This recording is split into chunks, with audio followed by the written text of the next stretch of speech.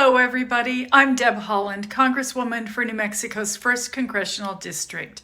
Thank you for the opportunity to join you in solidarity with our immigrant and refugee communities. In my beautiful home state of New Mexico, we have a proud legacy of supporting immigrant-friendly policies that uphold civil rights, promote public safety, and include everyone in our state's economy and our rich culture. This is in no small part due to the commitment of our state and local leaders and advocacy organizations who recognize the strength of our diversity and contributions of our immigrant communities. The current administration refuses to live up to our values and continues to take action that incites fear in families who are seeking a better way of life for themselves and their children. Shortly after the Supreme Court overturned this administration's attempts to end DACA, I spoke with two dreamers from my district, one a doctor and the other working in civil rights law, both contributing to our state. This pandemic highlights the risks that many immigrants take to their health and safety by working on the front lines, yet immigrant families and mixed status families were excluded from federal relief packages. I'm committed to addressing these inequities and continue to fight every day to ensure that all of our communities receive much needed relief during this unprecedented health crisis. It's my hope that this conference will provide new networks, ideas, and energy to work for equity and civil rights. I'm your ally in Congress, and I'll continue to fight for all of our families, no matter their background, age, ability, or who they love. Thank you, and be fierce. Hello, everyone. I'm Senator Ed Markey. Thank you to all for attending the National Immigrant Integration Conference. The work you do in welcoming, integrating, and uplifting refugees and immigrants is fundamental to our nation's values. And I am just so grateful for the work you do every single day of the year. I know we are all still celebrating. We defeated not just Donald Trump, but his hate-filled immigration agenda. The people of this country issued a mandate to overturn and dismantle Trump's inhumane immigration policies. Now, we must all come together to fight for a positive vision of the immigration future. That is why I introduced the New Deal for New Americans Act. The New Deal for New Americans Act gives our immigrant siblings the chance to not just survive in the United States, but to thrive. Immigrant families, like all families, want the opportunity to be contributing members of their communities, to live dignified, meaningful lives, and to provide for themselves and their loved ones. The New Deal for New Americans Act promotes immigrant and refugee inclusion. It coordinates the efforts of federal, state, and local governments to support the social, the economic, the civic integration of immigrants and refugees. This is the kind of legislation we need in the post-Trump era for our immigrant communities and the future of this country. Though we still face deep challenges from the coronavirus and economic crisis, the results of this election make me hopeful for a future that once again welcomes, supports, and uplifts all immigrants to our country. So I'm proud to stand with you in this fight for a more just and humane immigration system, and I look forward to working beside you to make that future our reality. Thank you all for everything that you do. Hey, everybody. Welcome to day 2 to NIC 2020. Wow. What an extraordinary experience. And thank you so much for including me. Oh, by the way, my name is Maria Hinojosa. And I'm really happy to be with all of you. It means a lot. And thank you for having me for 2 days in my bedroom. Okay. So here's a moment where I just want to say how important the work that you're going to be talking about today is. It's basically what I dedicated my whole life to doing, which was to essentially correct and tell the immigrant narrative.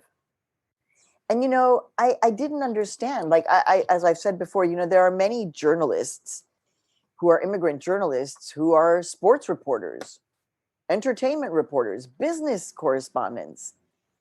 They all don't feel this need to do this work. In my case, to tell this story. So in the writing of my book, Once I Was You, I'm going to show you this picture. I hope you can kind of see it. Yeah, there you go. So that's little me right there at the bottom, in my mom's arms. That's me when I'm leaving Mexico. And here's the thing that happened.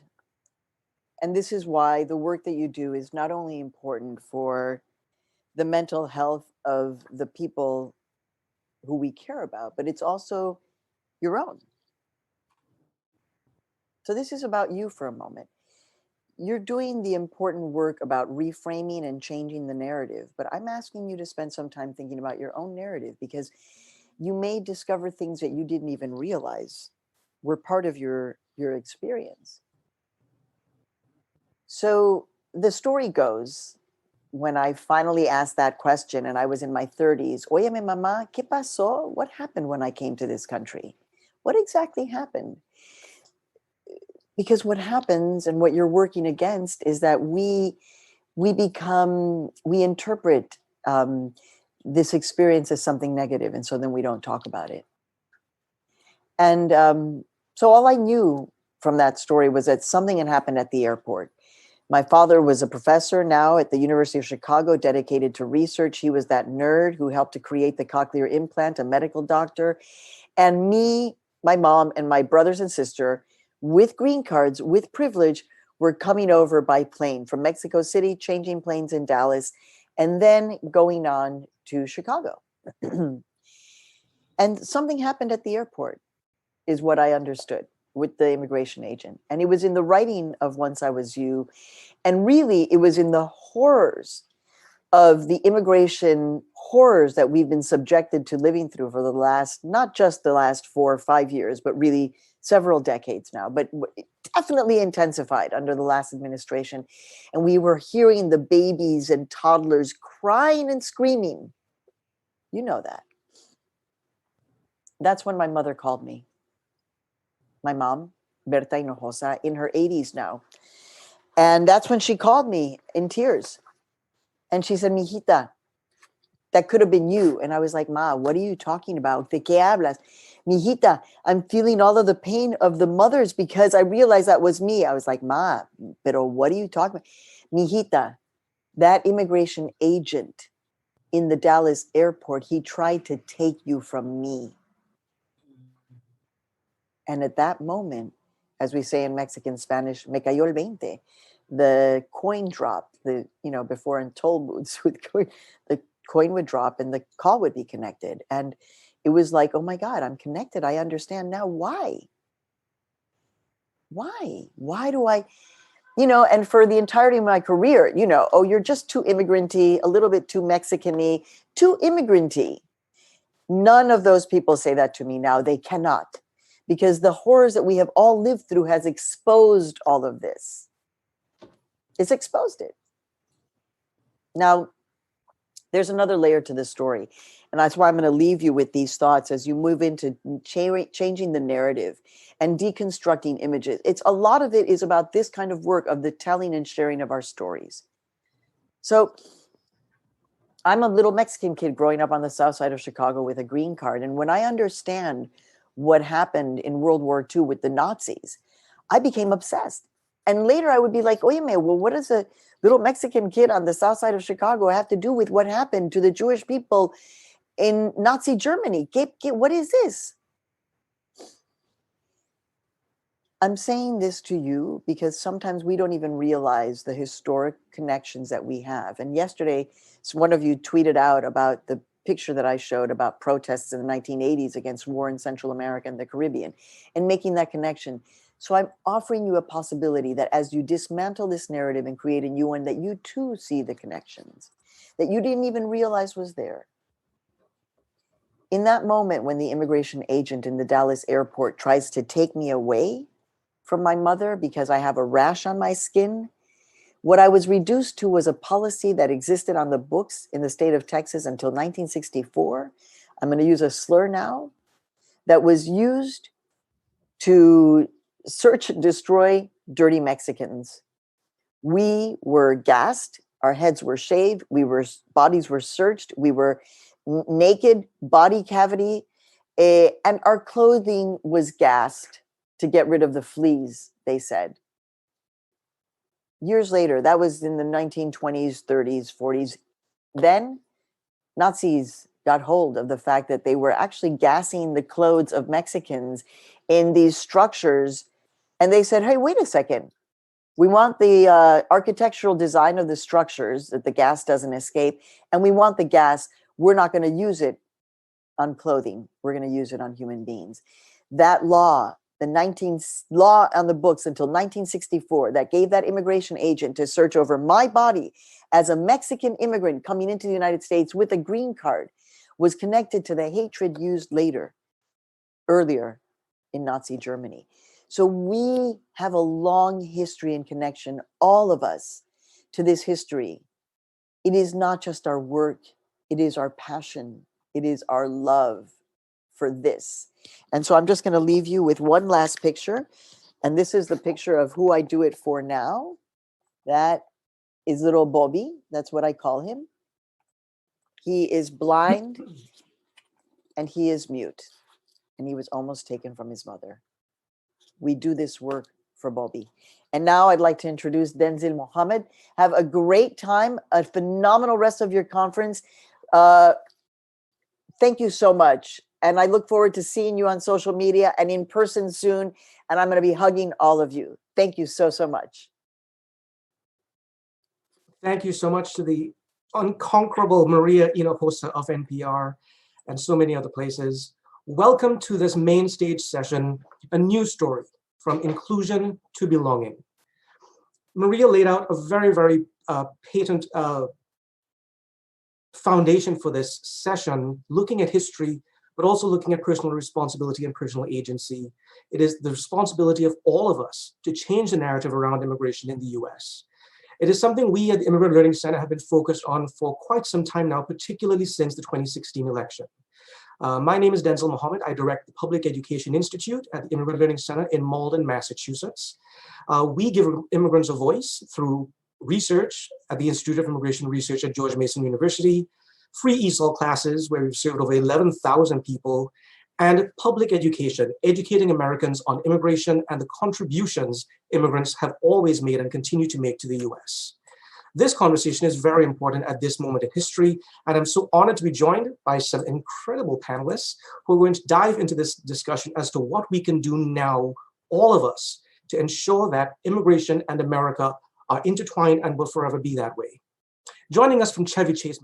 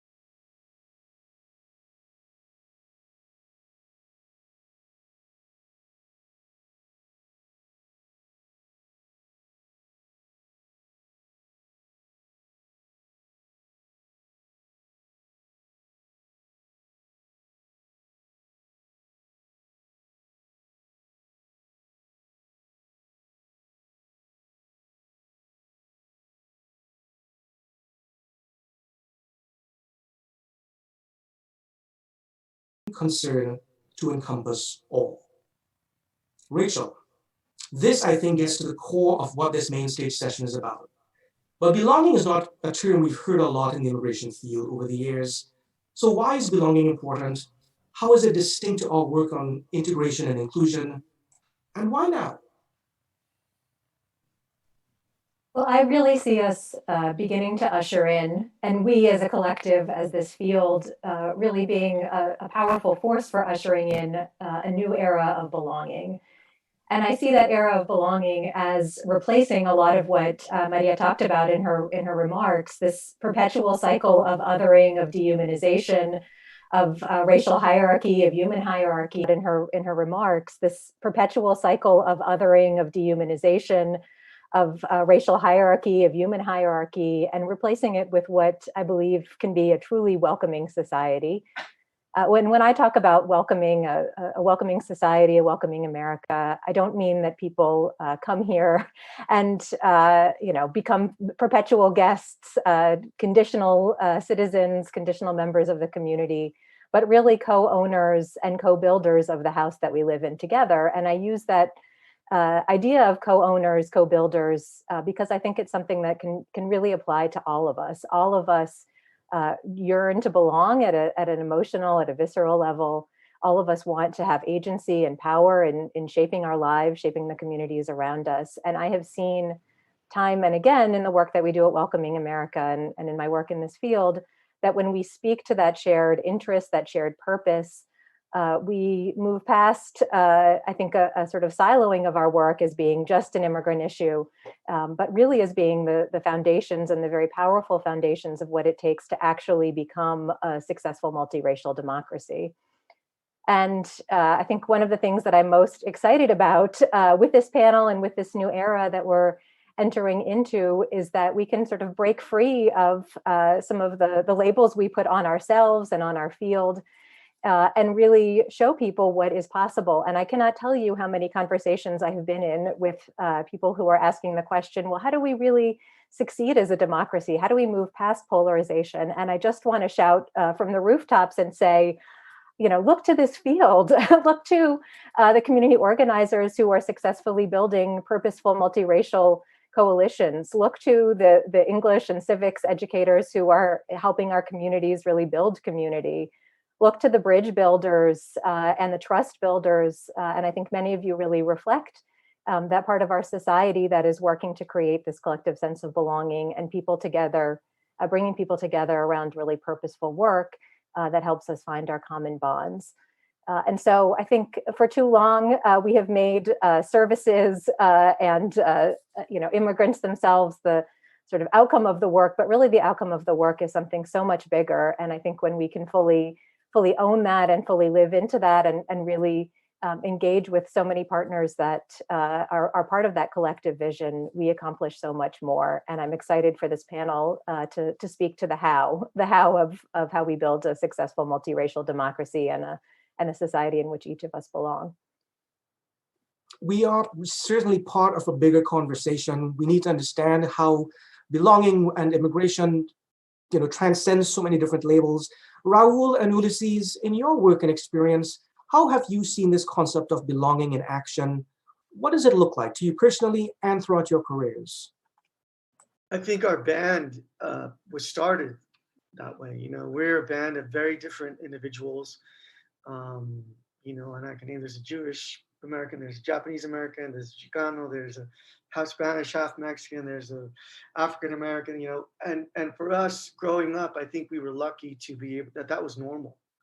And what I realized is that it's not normal for everybody, to have this kind of experience with other types of people that allow you to just see each other as a human before any of that other stuff.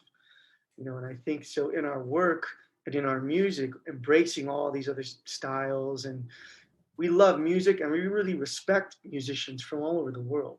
So I think we approach creating music with that, and that's how we do it as a band. And that's how I've been lucky to do it as an adult and an artist.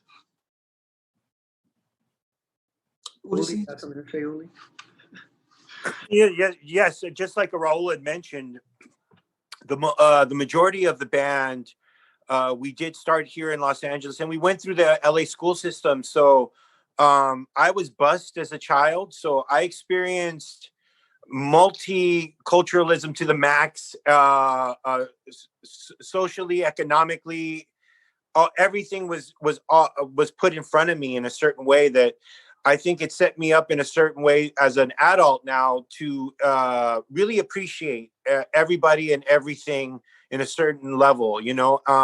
And in that, I came from a neighborhood that is definitely over 90% immigrant population, and one where we have seen the ramifications of ICE raids. We have seen the ramifications of collateral deportations from these ICE raids, and just the fear that it inflicts in the community, you know. And so I think in a lot of ways, it the band, us as artists, I use that as fodder, as inspiration, as influence for our art and for our music.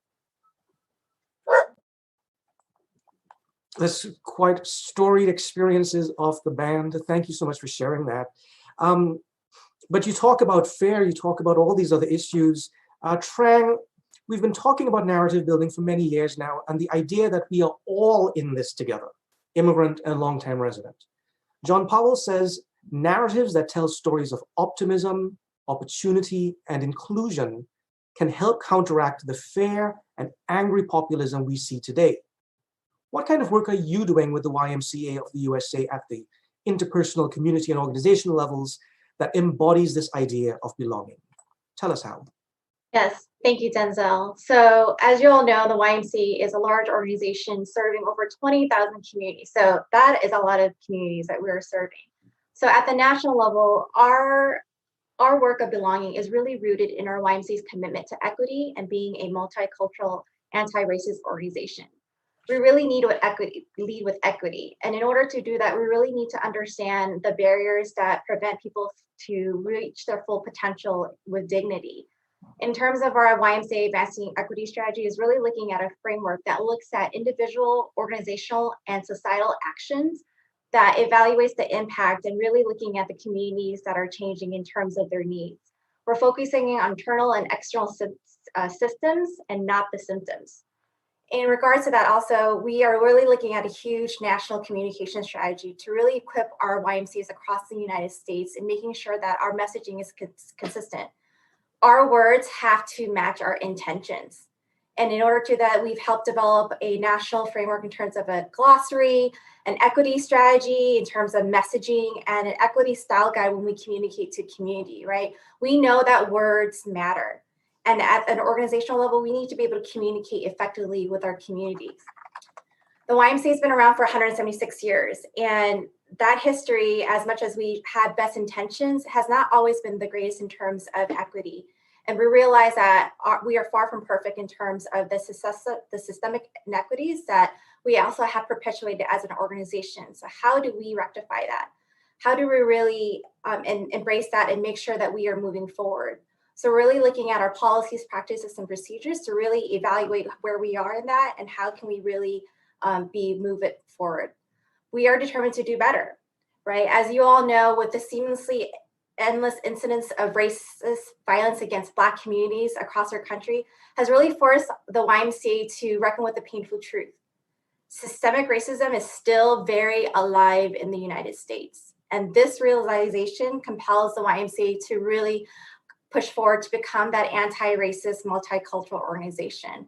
And that really means inclusion in all aspects, ensuring and sustaining diverse leadership at all levels, and ensuring that we can lead social change in communities and making sure that we have anti-racist policies, words, and action. So a lot of that is really about strategy and really making sure we have consistent messaging. I would love to share a local YMCA example from the YMCA Greater Charlotte. They recognized that there was a lot of disconnect in their communities, and a local leader there, Joe Kowalczyk, hi Joe, developed this initiative called the YMCA Community Initiative. And I'm actually gonna share, I don't know if y'all can see this, but the word community is bolded and it's community unity. And with that effort is really bringing folks from the business, nonprofit, church sector, from adults to youth, to really embolden what we call belonging. How do we create those spaces for bridge building? How do we be able to bring those people together for building relationships and really showing their support? So they actually develop a lot of like decals, pins, messaging, and put together these community hosted events for dialogue, right? We know that we need to go deeper and build those relationships with our community members to make sure that they know that we're here and that we are part of on the journey with them as well. Did you really talk about an equity style guide? That is Yes, incredible. we have that. So if you're interested, I will check back with our teams if we can share that. But we have been really intentional with how we communicate. And like we said, words do matter. And then our words have to match our intention. I really want to emphasize that. So we are doing the best that we can with our partners and our community members as well. I appreciate the lens with which you are looking at this issue, this equity lens, and I want to bring it to someone who is literally looking at her community through lenses. Tonika Johnson, othering and segregation are problems in and out of the immigration field, but artists have a really powerful role to play in creating these uplifting narratives that we're talking about. Describe your work exploring segregation and institutional discrimination. How do you use an intersectional lens in your work? And how have you been able to bring others into these conversations? Well, my project, Folded Map, is an investigative project that visually shows what disparity in Chicago looks like, and disparity that is rooted in systemic racism and just the perpetuation of segregation by using photography, photographing addresses that are similar on the different sides of town in Chicago and comparing them, while also bringing people together who live on those streets in different racially and economic communities together to have a conversation about how they got to live in the neighborhood that they live in. What are their needs being met in the neighborhood that they live in? And capturing that meeting and conversation on video. And that is Folded Map. And the reason it's, important to kind of demonstrate the connection of people in the visual investigation of segregation is so that people can understand how these historic systemic issues impact our lived experience, and also what we think of people, what we think of others, and who it allows us to not be in contact with. And so that is kind of like a general synopsis of Folded Map, but there's so many expansions of Folded Map. One of the most recent expansion is a project of mine called Belonging. And it's also using photography and audio stories to really uplift and amplify how Brown and Black youth, teenagers in Chicago, are racially profiled. And the reason it was important for me to not only include their stories, but also to include the, similarities of how Black and Brown youth are mistreated. And then also the spaces that they create as a result of being marginalized, of being othered, and the spaces that they create with each other, outside of adults and in private spaces. So those are the two projects that really speak to systemic issues that create othering, and the solution of how we can start to unite and belong with each other. And I believe we have a short video just sort of describing your project. I don't know if we can show that right now. And perhaps I'm very interested in the results of these conversations. So maybe you can describe what the results of those conversations looked like once you got people together. Oh, yes, the conversation. Oh, okay, perfect. So you can see what the conversations are like.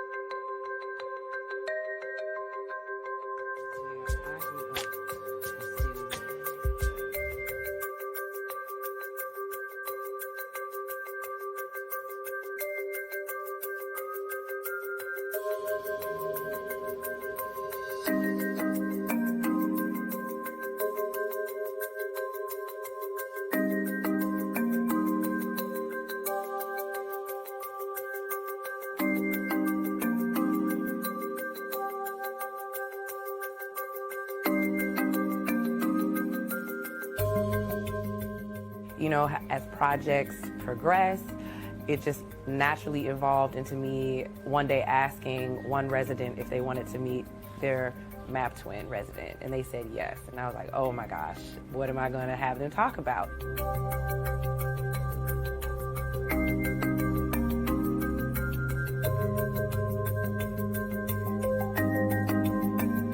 There was like a genuine connection, right? It was like nothing forced or fake. We had a conversation, learned each other's differences in community.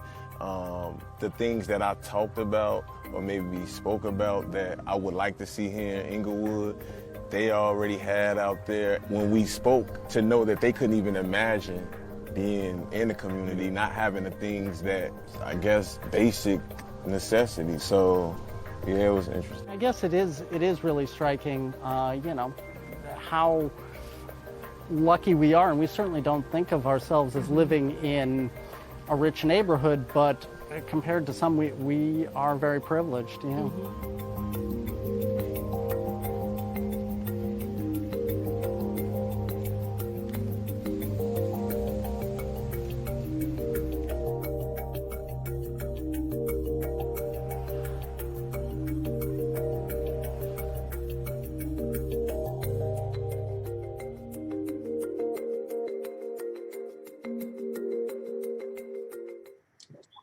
What was the results of those conversations? Connection, empathy.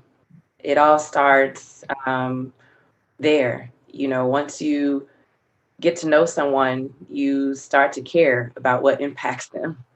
And it has to always start with a conversation and meeting people and identifying a shared interest, passion, understanding, value system. And once you allow an opportunity for people to meet and get to know each other, you expand the opportunities of caring.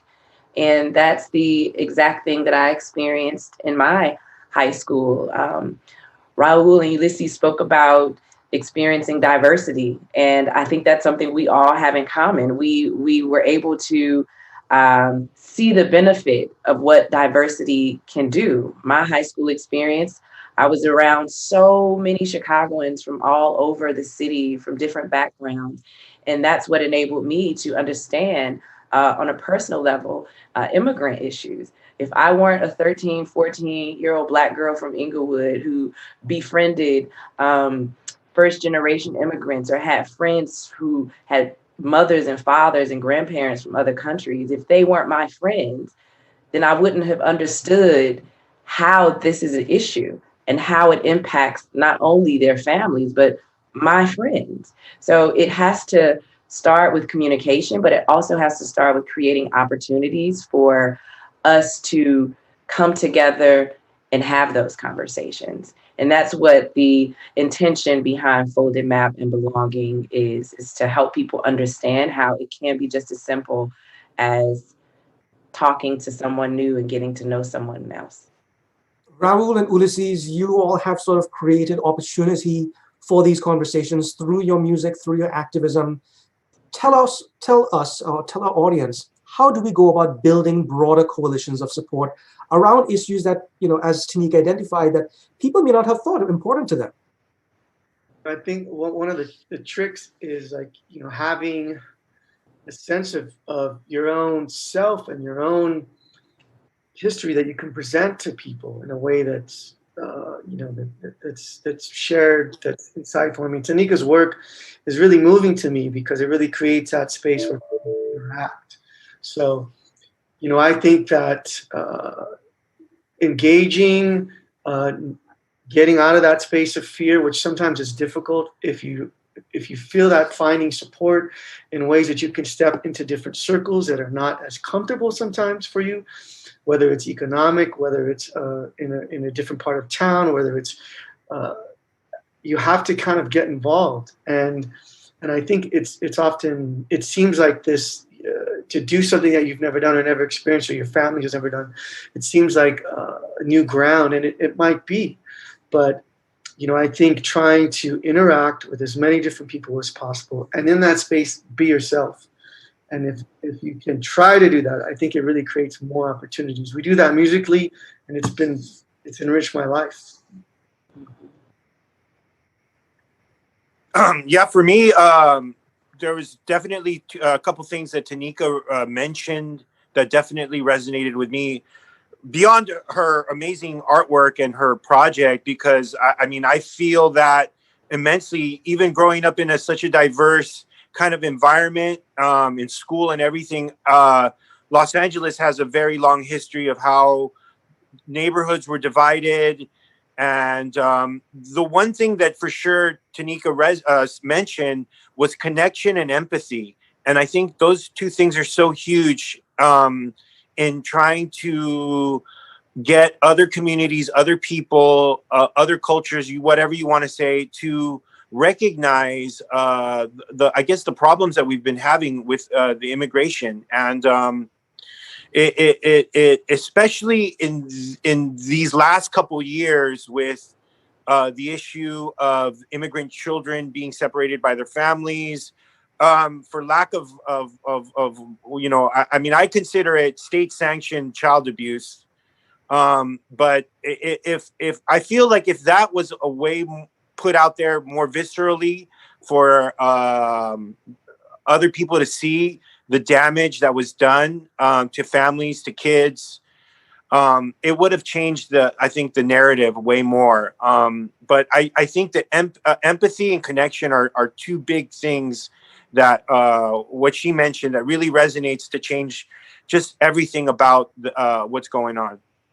You talk about empathy and you talk about these sort of getting out of your comfort zone, dealing with fear. Rachel and Trang, let's think about our audience and what they're going through. There is a lot of pain.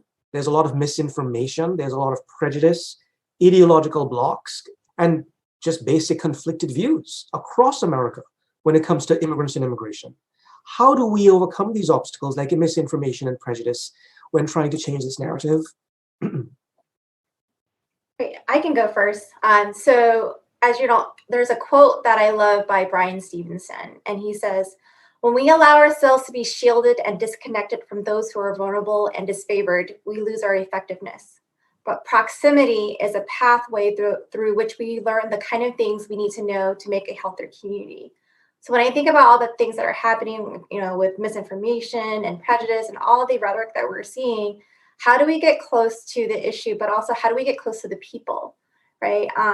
Growing up as a Cambodian Vietnamese refugee in the early 80s with my parents, when they first moved this country, I witnessed the struggles they had. My dad was mugged and was afraid to leave the house. My mom was consistently frustrated not being able to communicate. And I see frustrations from others that couldn't understand her English, and me having to step in to be that translator to help them navigate their new life in this country. How they didn't feel connected to the community, and they didn't have that sense of belonging or have that kind of community reach out and embrace them, right? And we talk about developing that empathy. So they were essentially isolated, and I think there's opportunity in creating those spaces for having deeper connections. And we talked a lot about that, having that deeper connection, like Tonika mentioned, being able to meet folks and share that story and have that connection. I want to lift up the YMCA of Greater Long Beach, which is actually my hometown as well.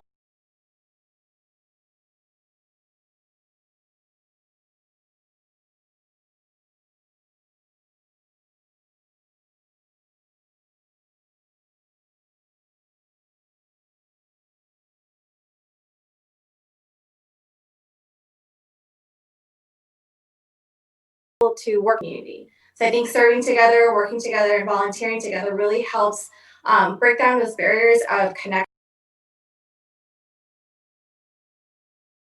but also being able to have those spaces where people can talk and get to know one another to find those deeper connections.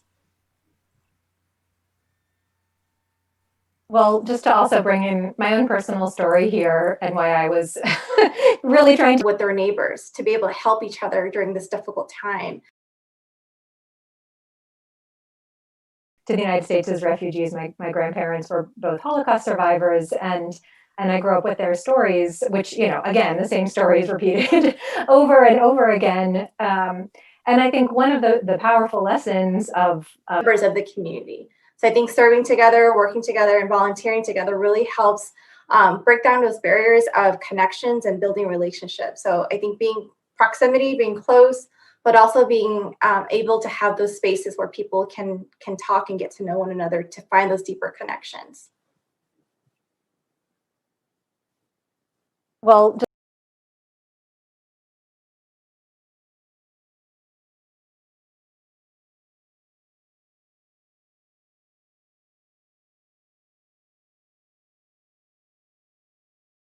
standards.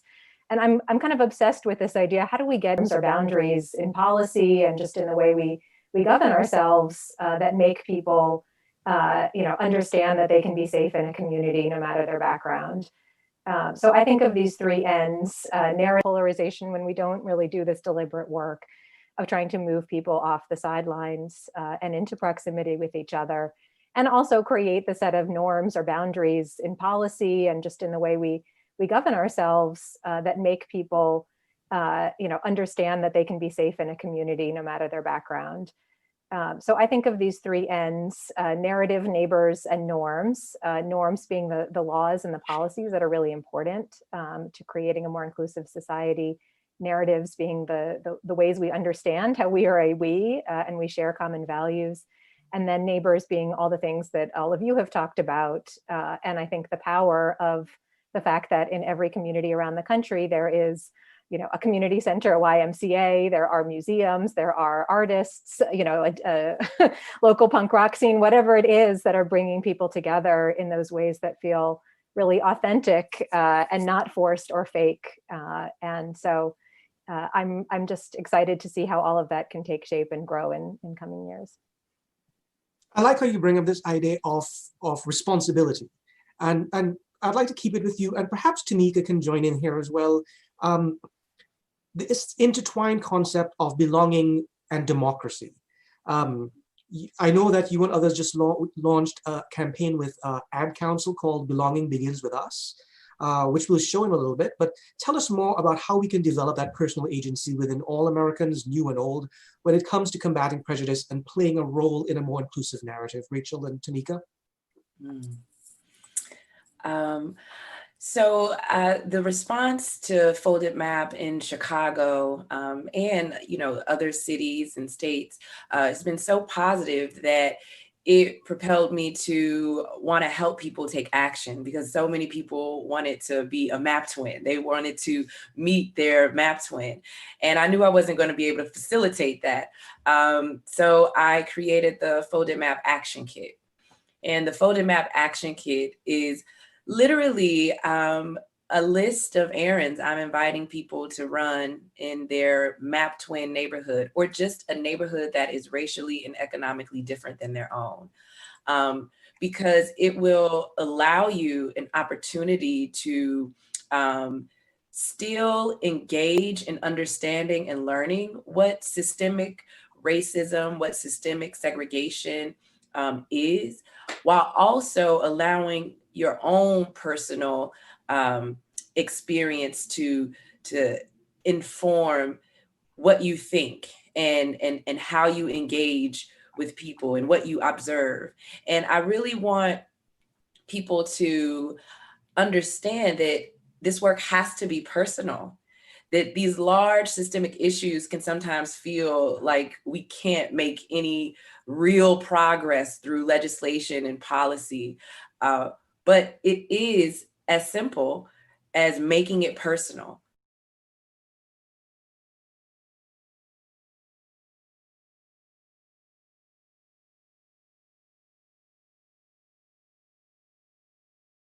For organizing, for multiracial coalitions, for the movement that's necessary to encourage the kind of policy and legislation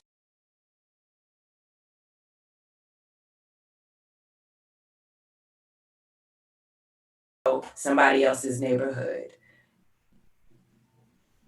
using all of the ways, whether it's music, art, organizations, as a way to make it personal and become more informed. But I really definitely wanted to help people understand how we can simplify this huge effort by just getting to know somebody else's neighborhood.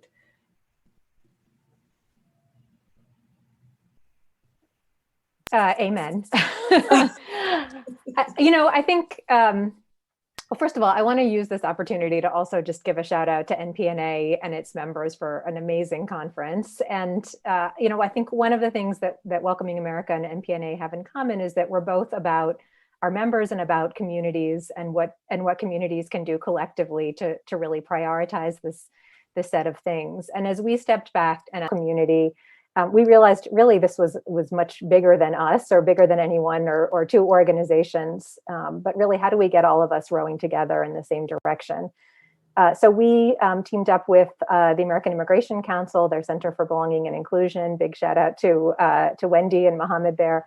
And many of our longtime partners like the Y and some new ones who are situated in museums, the Trust for Public Land, which is working with parks. We hope all of you as artists and culture shapers to do two things. One, to develop with the Ad Council a PSA campaign that could create a little window in to help people think about this idea of belonging, maybe in some new ways.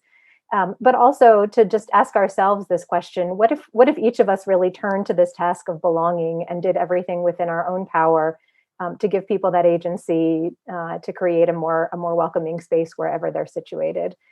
So we're just at the beginning of that. I hope we have time to see one of the PSAs here, but I'm again just really hopeful and excited about this new era that we can create, and just grateful to each of you for the work that each of you is doing. Anything you want to add to that, Raul or Ulises, this idea of communities sort of taking responsibility and understanding these issues? I think we all have that choice, in our personal work, whether it's in education, whether it's in art, and there's a quote often reference Kurt Vonnegut. It was like the choice in life. So you're going to be a creator or a destroyer. And I think we have to make that choice as we grow up, sometimes on the daily, of whether we're going to be the type of people that create beauty and create warmth and create a kind of higher level of interaction between one another, or are we going to be selfish and self-centered and think that the center of ourselves and our image should be the one that is perpetuated throughout the world? And I think that human question has gone since the beginning of time and will continue. And I think that's a daily choice we have to make. I also think in our education system, the mythology of America needs to expand.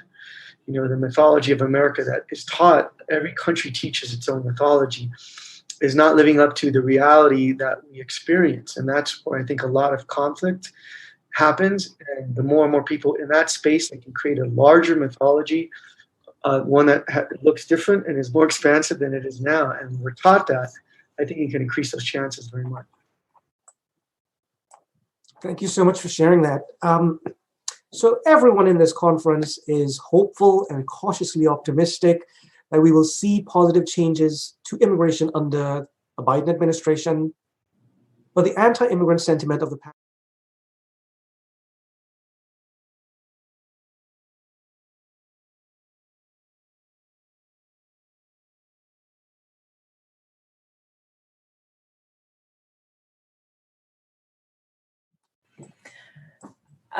to Maria and Trang's point, everyone's point of learning history and understanding how history has shaped our present day lived experience is critical, because then through learning history and your own family's history, can you start to see the connections between other groups of people and their history. An example I can use is the legalized theft that occurred here through discriminatory housing policies to Black families in Chicago. That is no different than the legalized theft of Indigenous people, their land. that happened here also, not only in this country, but in Chicago. And learning both of those histories, you can easily see how those groups should be in solidarity because they experience the same atrocities, and the healing that's needed to repair is also going to be similar. So I would say definitely, continue to educate yourself about your own culture and personal and family history, as well as others. Ulises and Raul, where do you see hope? Raul. Where do I see hope? I see hope in my own community. I see hope in my own city, in people. At the same time, I try to see this hope with connected to a lot of work, because at the same time, I always want to keep my own community in check, whether it's anti-immigration sentiment in my own community, anti-Blackness sentiment in my own community, whatever it is.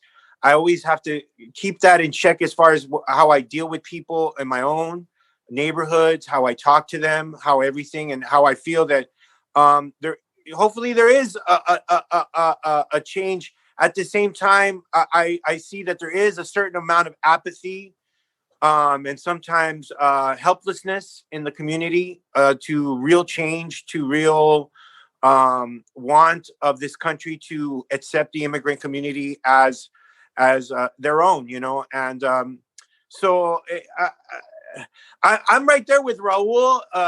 I'm kind of in that always constantly questioning myself: do I want to destroy or do I want to create? Do I want to burn it all down, or do I want to make something happen? All right, I want to ask each of you in 10 seconds, as we wrap up this conversation, give our audience one thing that you think they could do right away to create greater belonging in their work. Just in 10 seconds, what do you think that would be? Let's start with you, Rachel. Go ahead, Rachel.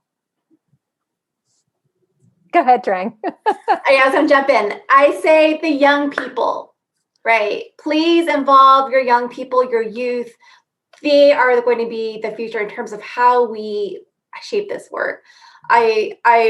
As the YMCA is the largest organization that serves youth in general, like really having them at the table for decision making, policy making. Please do not underestimate your young people in your organizations, in your community. Please have them be there with you and be on that journey with you all as we really shape and shift this narrative around immigrant integration, inclusion, equity, social justice.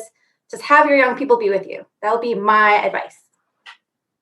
I did say 10 seconds, Trang. Rachel, what do you think? I would say give people experiences that help them get outside the boundaries of who they define as themselves and where they're used to being, and and do that in partnership with artists and community makers and wherever you are. Raul? I'd say, do where you kind of create your own story. Life is complex. And if you're not in these different spaces, learning and experiencing some of that complexity, it seems very black or white. And it's never that way. There's a lot of shades, and if you got to step in and experience it, and I think that helps us all. Ulises? I'm with Raul. Nuance is definitely something that is definitely needed, but I just want to take a moment to thank everybody here on the panel, and thank you guys for having us on this panel to discuss all these really important issues, and also to give a shout out to all the people who are actually in the trenches of this war, and who are fighting in the courts, all the immigration lawyers, all the advocates for immigrants, all the activists out there who are really putting in the serious work. Thank you so much. Tonika?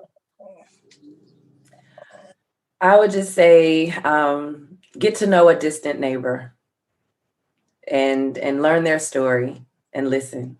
That's what I say. We all can do that. Tonika Johnson, Rachel Parrish, Raul Pacheco, Trang Trong Hill, and Ulises Bea, thank you so much for joining us for this very important conversation. We really hope that we are all now empowered with some strategies, with some tools, with some ideas of how we can create not just inclusion, but belonging for all immigrants and refugees in the US. Thank you very, very much. We have a really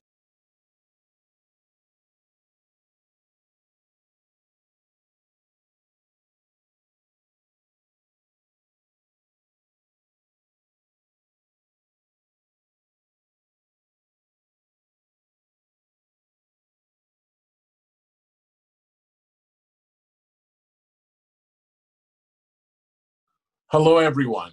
This is Eric Ward, Executive Director of Western State Center. It's such a pleasure to be with you all today. It has been such a trying 4 years in America. And before I say anything else, I want to thank each of you listening to this right now. I want to thank you for your hard work to ensure that all of us have the right to live, love, and worship free from fear and bigotry. I want to thank you for galvanizing your communities, for asserting your leadership and your voice in this crucial moment as our society debates what it means to be an American and what will America look like. You have not fallen short in this moment. I'm not here to draw rainbows and unicorns. We are in a very difficult time in our society.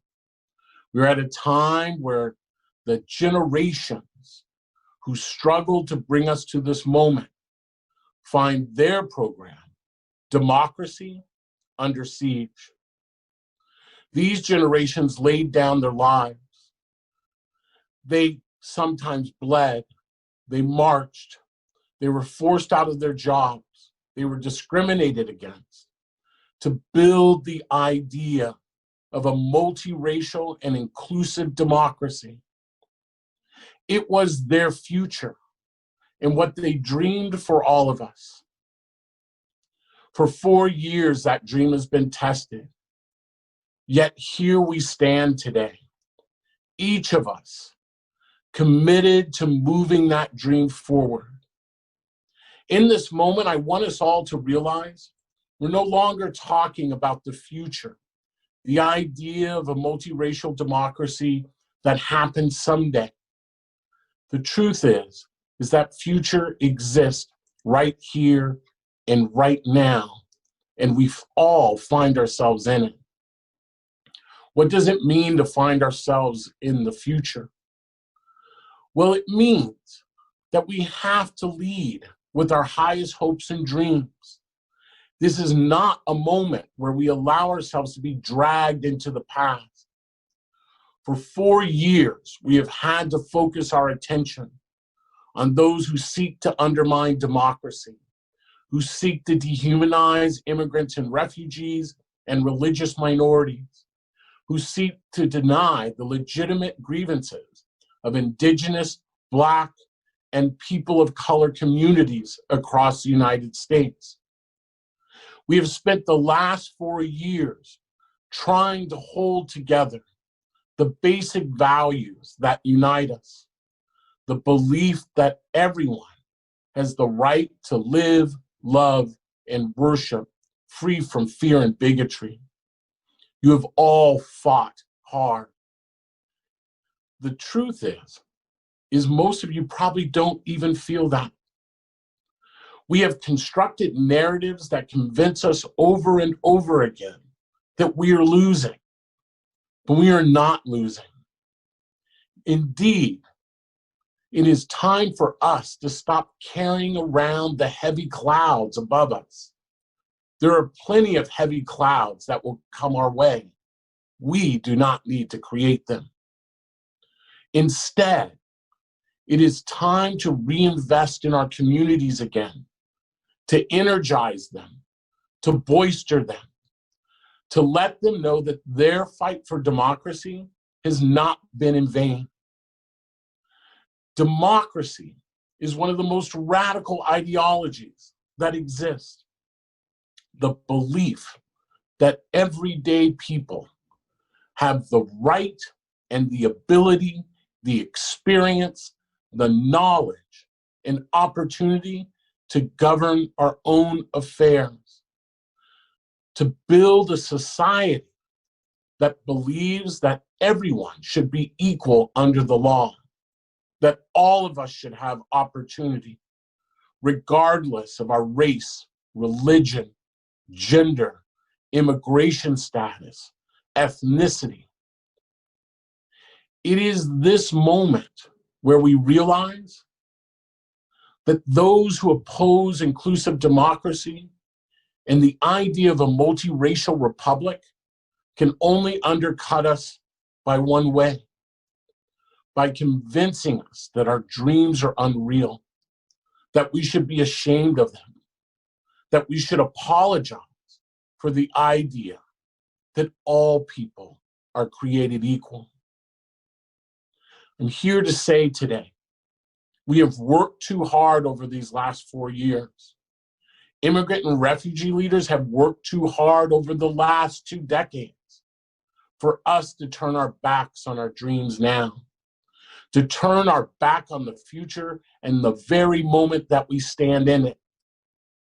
It is time to reject the narratives of cynicism, to turn our backs on pessimism, the idea that we are not leaders that can create a free, multiracial society that meets the needs of everyone.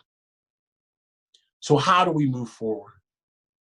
We move forward by first acknowledging that we are winning, not losing.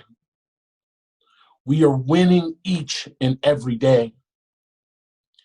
What are some examples of that?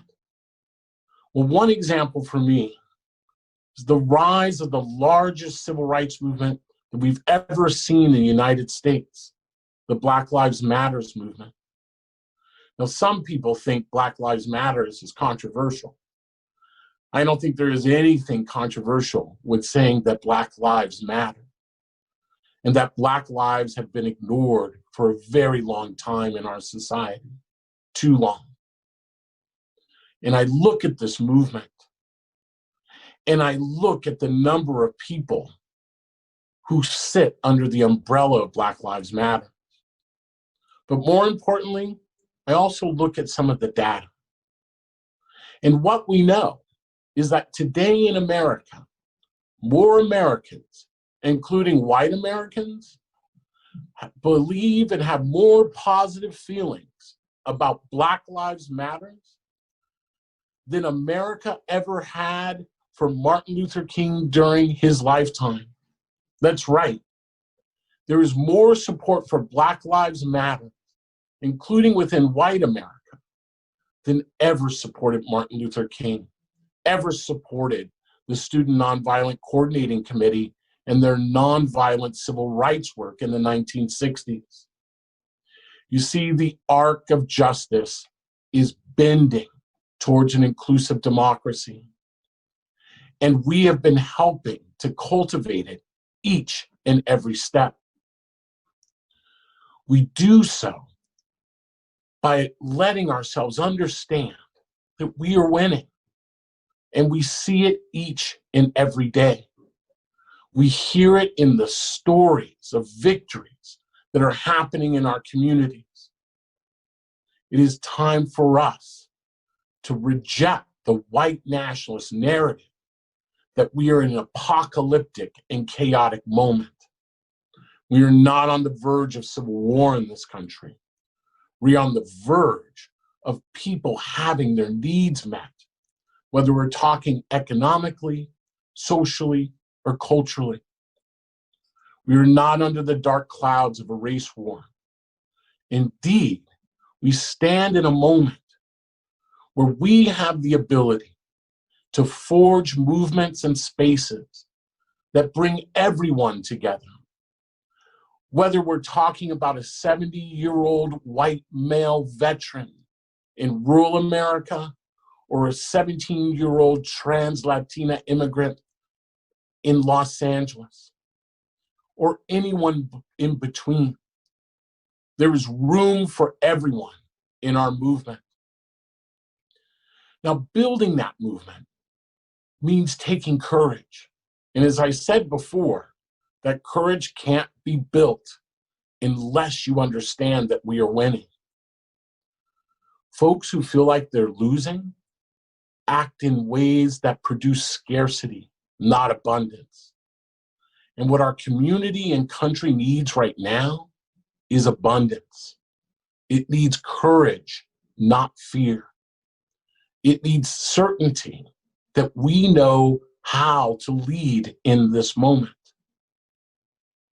Much of your experiences, both here in this country and in other points of migration, or where you were raised, have prepared you for this moment. Your work over the last decades has guaranteed that you have the skills and the experience to lead. But leading means leaning into democracy, understanding that what democracy exists in America has been built by African Americans who have struggled for generations. It has been further strengthened by the work of immigrant and refugee communities, women, LGBTQ community, Jews, Muslims, and many others. Those in white America have also been involved in strengthening that work. Those who are wealthy, those who are poor, those in rural areas, and those in urban areas. All of us have come together to form a relationship, not around ideology, but around values. The idea that we value opportunities for the next generation, that we value health and safety in our communities, that we value the right to dream again. Let us dream big. Let us understand that through dreaming, we build spaces of belonging. We put forward our highest aspirations. Those dreams are the ideas that have continually forged an identity in America, that we can face our biggest challenges and provide answers that lift all of us up together. As we move forward over these next months and years, I want to leave you with this. We should not forget that there still is a white nationalist movement out there. We should not forget that while Trump may have been defeated as president of the United States, Trumpism is still very much part of the American fabric. We need to manage that threat, both physically and the way that it places our nation under a dark cloud, seeking to distract us. But we also manage it because it creates opportunities for diverse communities to come together, to forge solutions towards hate crimes and hate violence. And by forging those community relations, we strengthen the necessary bonds that allow us to tackle other dreams and other challenges. We should not see the white nationalist movement as a distraction, but neither should we allow it to distract us from moving forward. Let's focus on strengthening our communities.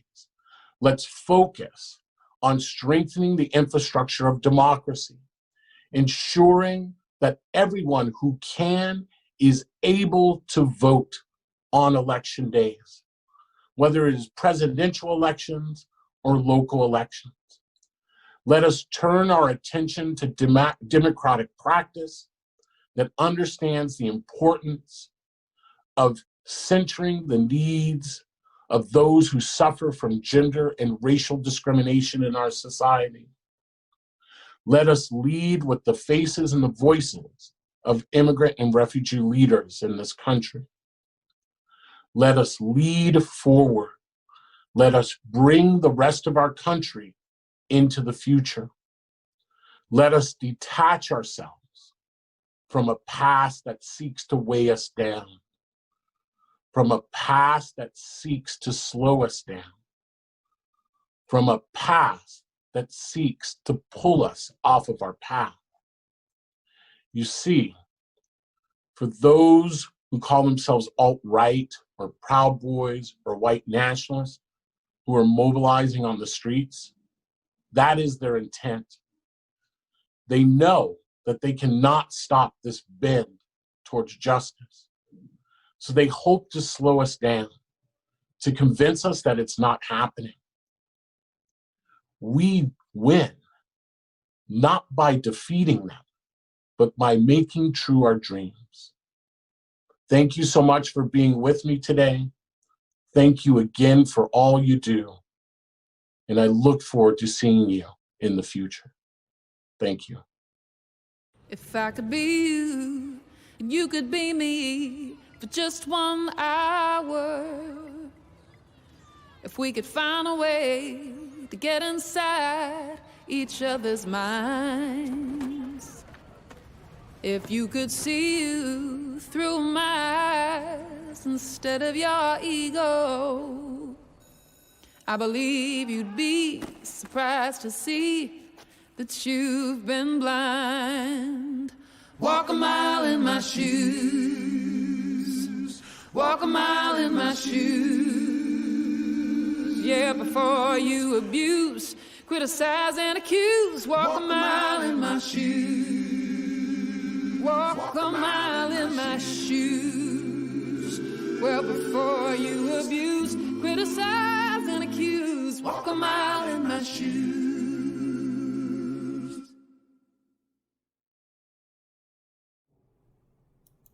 Hello, I'm Congressmember Judy Chu, and it's a privilege to help welcome you to the National Immigrant Integration Conference's virtual 2020 Summit.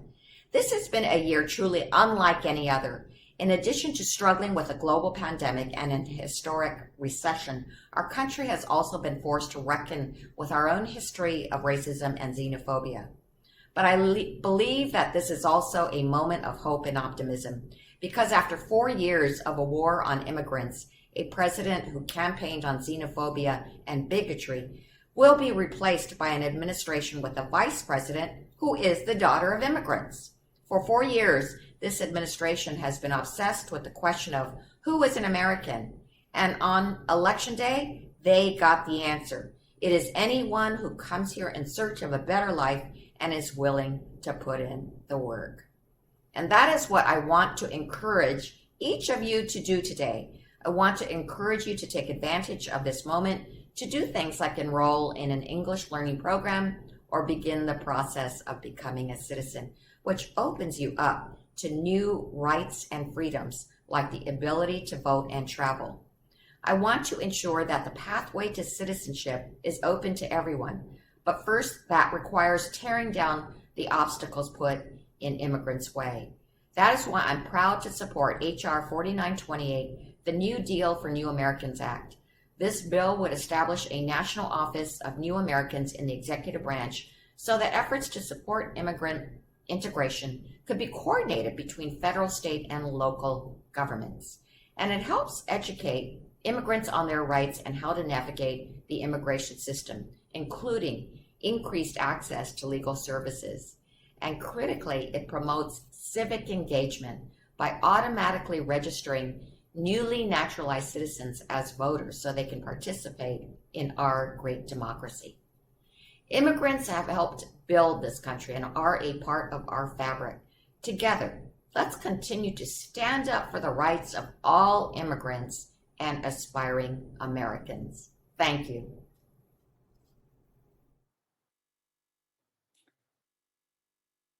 Wow, what great remarks. It's incredible to see just how many folks we had on this morning's panel that were channeling these new ideas of how we move to belonging and how we create an idea and a framework for abundance in our communities. I am so honored for this year's NIC that had so many members of Congress join us this year, some incredible panelists and performers that we really did operate this year's NIC with a sense of abundance. And later this afternoon, afternoon, don't miss a special session where we're going to release the 2020 Migrant Integration Policy Index at 5:30 Eastern with our colleagues from the European Union, Canada, and the US leads that are going to issue this report of 52 countries that track immigrant inclusion efforts across the world.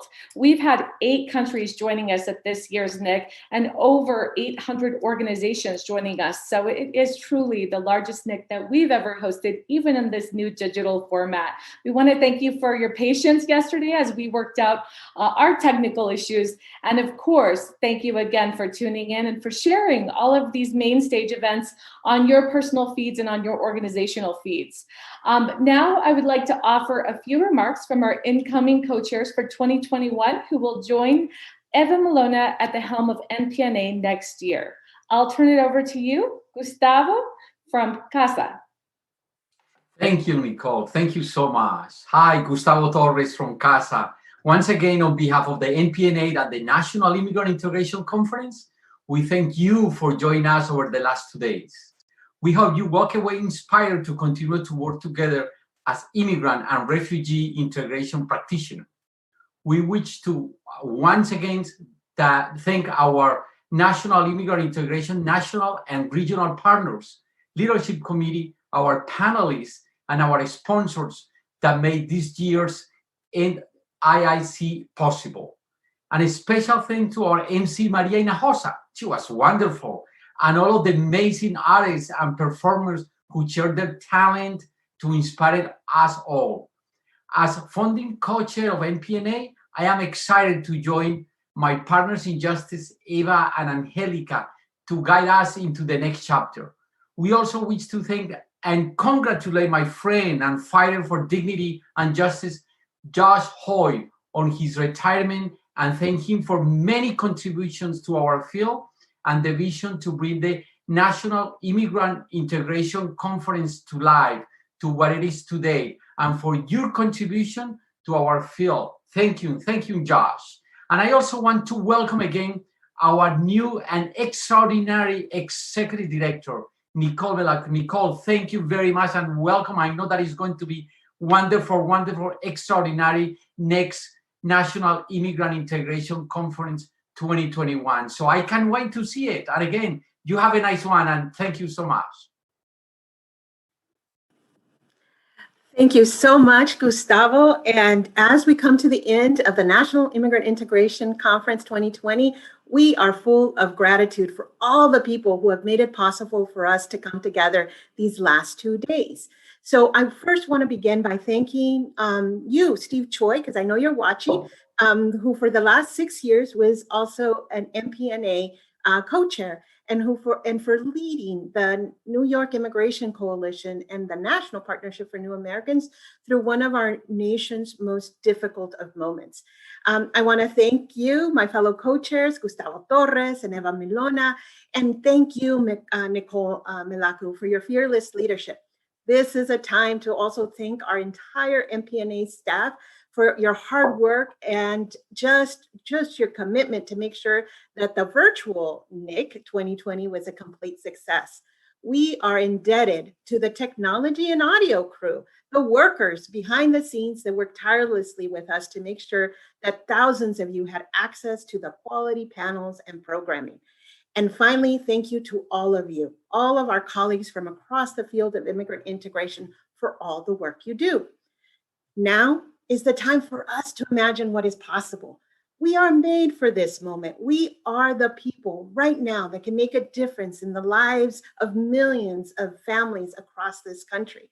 Right now, even today, we can make a difference by calling our congressional representatives and senators to make sure that mixed status households and families are fully included in federal COVID economic relief and that they have full access to vaccination. So make your call today. This is part of, as MPNA, we're fighting for full inclusion. So make sure you make that call today. So are you ready to act? We're ready to act. Let's act with love and hope to expand the base of support for immigration reform and immigrant justice, just like we heard in our last panel. So we want so many of our fellow Americans all across this country to say yes to Immigrants Forward. Let's act expeditiously for a new deal for New Americans and the creation of the Office of New Americans. Let's act courageously to take advantage of every administrative, appropriations, and legislative opportunity to win legal status and protection from detention and deportation. Are we ready? We are ready. We're ready to join forces with Black, Brown, Indigenous, white, and our white brothers and sisters, our Asian brothers and sisters, so that we can be ready to thrive together in this, our country, our home. So thank you for joining us virtually for NIC 2020, and we can't wait to see you again in 2021. Back to you, Nicole. Thank you so much, Angelica. I am so excited about the chapter and the road ahead, and just thrilled for your deep dives that are still yet to come this afternoon and our launch of MyPEX at 5:30 Eastern. I echo Angelica's note of congratulations and gratitude for the NPNA staff and all of you who have made this year's NIC possible. Thank you again, and enjoy a little break before we jump back into our deep dives. Happy New Year! Happy New Year! Good night.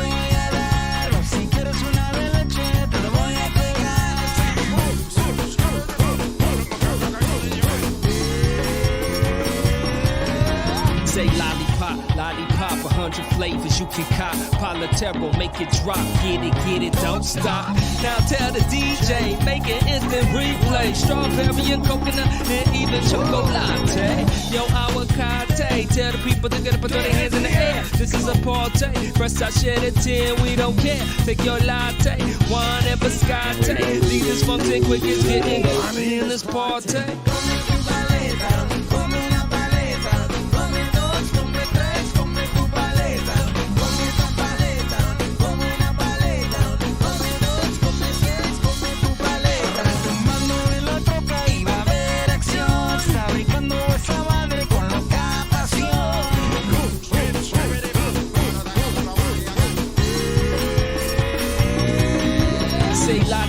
Lollipop, every hood to every block. On that grind, get that guap, Palatero, don't stop.